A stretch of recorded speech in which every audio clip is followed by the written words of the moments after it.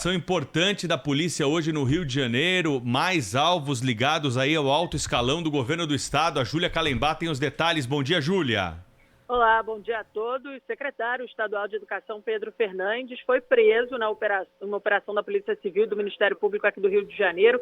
A ex-deputada federal Cristiane Brasil, do PTB, que ainda define aí, né, se vai ser candidata ou vice em alguma chapa nas eleições municipais aqui do Rio de Janeiro, ela também é alvo de mandado de prisão. Os agentes estiveram na casa dela na zona sul do Rio de Janeiro, ela não estava, então os agentes seguem procurando, ela ainda não é considerada foragida, viu? O Pedro Fernandes que vai cumprir prisão domiciliar porque ele apresentou um atestado médico comprovando que testou positivo para a Covid-19. Assim que os agentes chegaram na casa dele, ele já prontamente mostrou esse laudo, esse documento, e aí vai ter que permanecer em prisão domiciliar. São 5 mandados de prisão preventiva e 6 de busca e apreensão. Entre os alvos, além do secretário e a da Cristiane Brasil, está o empresário Flávio Salomão Chaúd, o pai dele, que é um delegado da Polícia Civil, Mário Jamil Chaúd, e o ex-diretor financeiro da Fundação Leão 13, João Marcos Borges Matos. Os agentes ainda realizam aí buscas nos bairros de Copacabana, na Zona Sul, no Recreio dos Bandeirantes, na Barra da Tijuca, na Zona Oeste aqui do Rio de Janeiro. Só para contextualizar, explicar essa operação, é a segunda fase, chamada Operação Catarata, investiga supostos desvios em contratos de assistência social. Na primeira fase, em julho do ano passado, 7 pessoas, incluindo um servidor da Fundação Leão 13, foram presas. O Pedro Fernandes foi presidente da fundação. Essa ação foi desencadeada após a Controladoria Geral do Estado apontar que empresas participaram de procedimentos licitatórios fraudulentos. Concorriam aí para dar uma aparência de legalidade a essas empresas, mas os processos eram direcionados para companhias específicas que eles escolhiam, ligados a familiares e a amigos, e aí essas empresas venciam há 2 meses. A Band News FM teve acesso a um relatório da Polícia Civil que já apontava suspeita de que o secretário estadual de Educação teria recebido propina em contratos da Fundação Leão 13. Na época, ele afirmou que estava à disposição das autoridades para qualquer esclarecimento. Hoje, ele ainda não se manifestou, mas a gente tem a nota da Cristiane Brasil, né, uma nota bem incisiva. Ela disse que os agentes tiveram 8 anos para investigar essa denúncia sem fundamento feita em 2012 contra ela e não fizeram porque não quiseram. E aí a nota segue dizendo assim: parecem agora que eu sou pré-candidata a prefeita numa tentativa clara de me perseguir politicamente a mim e a meu pai. E segue dizendo que em menos de uma semana Eduardo Paes e Crivella e ela viraram alvos. E a nota diz ainda que basta um pingo de racionalidade para se ver que a busca contra ela é desproporcional. Isso deve ter dedo da candidata Marta Rocha, do Witzel e do André Siciliano.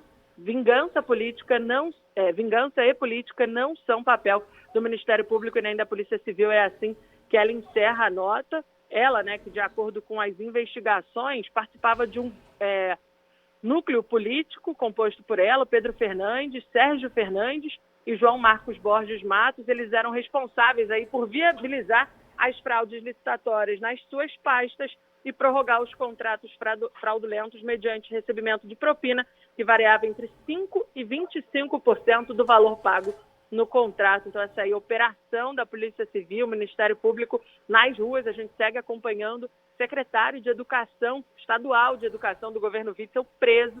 Então, na manhã de hoje, Cristiane Brasil sendo procurada aí pela polícia. Muito obrigada, Júlia Calembá, direto do Rio de Janeiro, com essa operação agora no...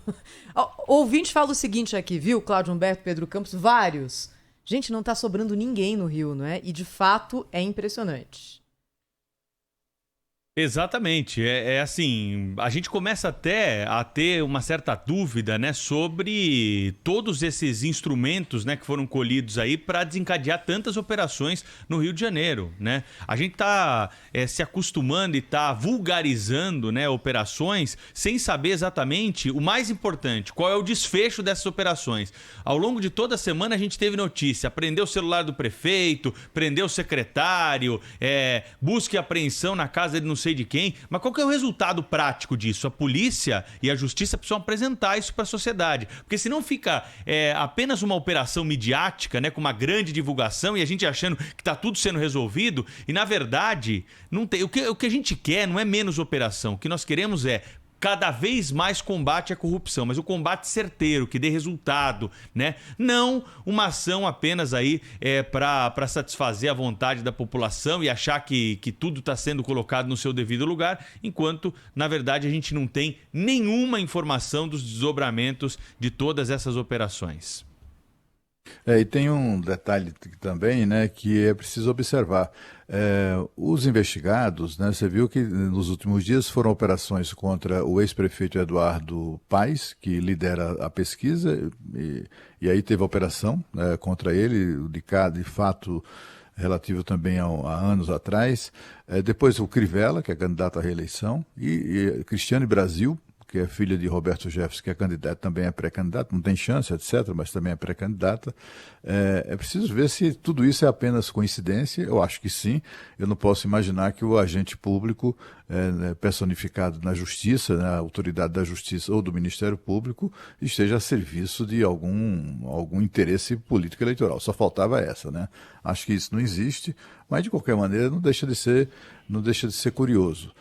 Ou no mínimo, né, mostrando que o Rio de Janeiro, se forem procedentes todas as acusações contra esses candidatos, mostrando que o Rio de Janeiro corria risco de cair nas mãos, né, porque com essas operações as respectivas candidaturas ficam muito afetadas e portanto, ficam reduzidas as chances dessas pessoas serem eleitas, mas de qualquer maneira, então, se forem verdadeiras as acusações, as operações, essas iniciativas, essas investigações acabarão por afastar dos cofres públicos pessoas que costumam se locupletar dele. E você lembra, né, Cláudia, quando o Murilo Hidalgo, do Instituto Paraná Pesquisas, esteve aqui conosco, há umas 2-3 semanas, falando sobre as pesquisas de São Paulo e do Rio, o que ele falou sobre o Rio de Janeiro? Que é um quadro muito inconstante, é um quadro que mexe muito, e pela característica da política e da polícia do Rio de Janeiro, há a possibilidade de que a eleição ali tenha resultados absolutamente imprevisíveis, não é? O grau de imprevisibilidade de uma eleição no Rio é maior do que em outras capitais por causa dessas características. E agora, então, com um monte de gente sendo investigada e players importantes, acho que essa característica do Rio fica ainda mais forte, né? Ou classe política complicada essa do Rio de Janeiro. Característica, eu fui boazinha, né, Cláudio? Podia ter usado outra palavra, né? Pois é muita gente enrolada, né, em todos os poderes, em todos os setores, Tribunal de Contas, Tribunal de Justiça, Assembleia Legislativa, Governo Estadual, Prefeitura, Câmara Municipal. Olha, é uma loucura o que se vê na classe política do Rio de Janeiro.